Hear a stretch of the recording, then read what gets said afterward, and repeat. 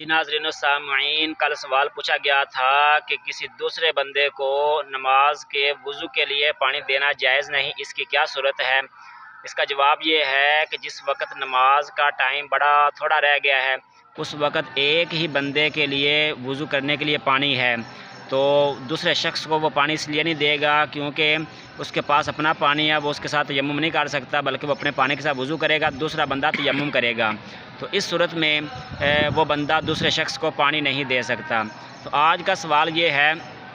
کہ ایک شخص جس پر نماز بھی فرض ہے، اس کے باوجود وہ بندہ وضو نہیں کر سکتا، مطلب کہ وہ